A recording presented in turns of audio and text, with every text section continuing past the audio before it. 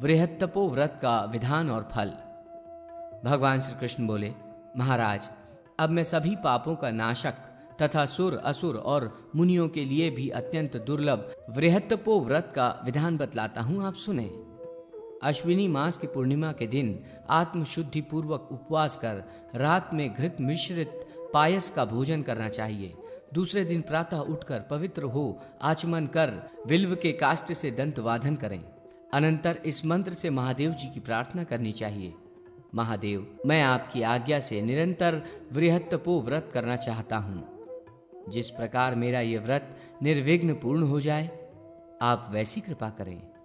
नियम पूर्वक 16 वर्ष पर्यंत प्रतिपद, फिर मार्गशीर्ष मास की प्रतिपदा को उपवास कर गुरुजनों से आदेश प्राप्त करके महादेव का स्मरण करते हुए भक्ति पूर्वक शिव का पूजन करना चाहिए और रात में दीपक जलाकर शिव को निवेदित करना चाहिए।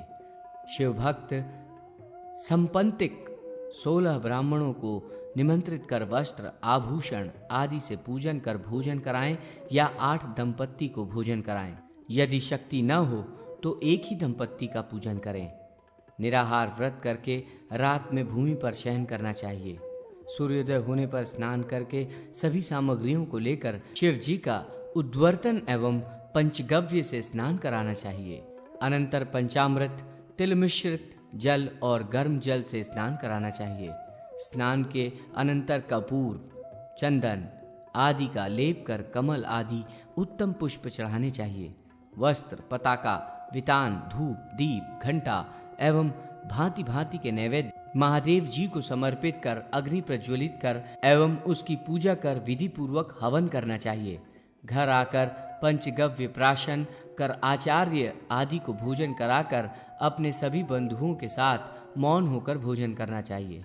फिर स्वर्ण वस्त्र आदि देकर ब्राह्मणों से क्षमा मांगे।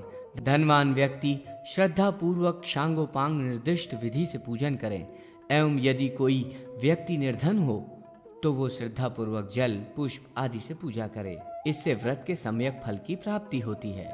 श्रद्धा के साथ कार्तिक की प्रतिपदा से लेकर प्रतिमास इस विधि से व्रत करना चाहिए। अनंतर पारणा करनी चाहिए। 16वें वर्ष में पारणा के दिन शिव जी की पूजा कर सोने की लिंग, चांदी के खुर और घंटा, कांसे के दोहन पात्र के साथ उत्तम गाय महादेव जी के निमित्त शिव भक्त ब्राह्मणों को देनी चाहिए। अनंतर 16 ब्राह्मणों का विधि विधान से पूजन कर यथाशक्ति वस्त्र, आभूषण आदि से पूजन कर उत्तम पदार्थों का भोजन कराना चाहिए। यथाशक्ति ब्राह्मण भोजन कराकर दक्षिणा दे। दीनों, अंधों, अनाथों आदि को भी भोजन कराकर कुछ दान देना चाहिए। ये वृहत्तपो व्रत ब्रह्म हत्या जैसे पापों का हरण और तीनों लोकों में अनेक प्रकार के उत्तम भोगों को प्रदान करने वाला है। चारों वर्णों के लिए ये स्वर्ग की सीढ़ी है। धन पाकर भी जो इस व्रत को नहीं करता वो मूढ़ बुद्धि है।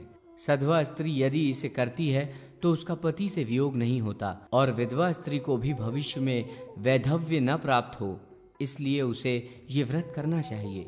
इस व्रत के अनुष्ठान से धन, आयु, रूप, सौभाग्य आदि की प्राप्ति होती है। सभी स्त्री पुरुष इस व्रत को कर सकते हैं। 16 वर्षों तक इस वृहत्तपो व्रत का भक्ति पूर्वक अनुष्ठान कर व्रती सूर्य मंडल का भेदन कर शिव जी के चरणों को प्राप्त करता है।